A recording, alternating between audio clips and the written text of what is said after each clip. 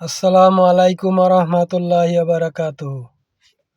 যারা ডিস্ট্রিক্ট চালান ভাই, কিছু বোনাসের আশায় বকশিসের আশায় অতিরিক্ত মাল লুট করবেন না ভাই।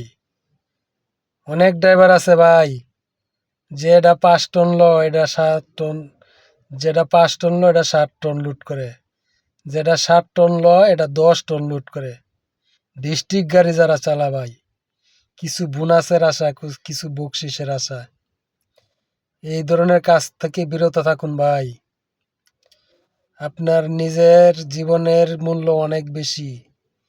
আপনি নিজে বাঁচুন, আপনার গাড়ি বাঁচান, আপনার মালিককে বাঁচান। অতিরিক্ত লোভের কারণে এই কাজ করবেন না ভাই, সতর্ক থাকুন।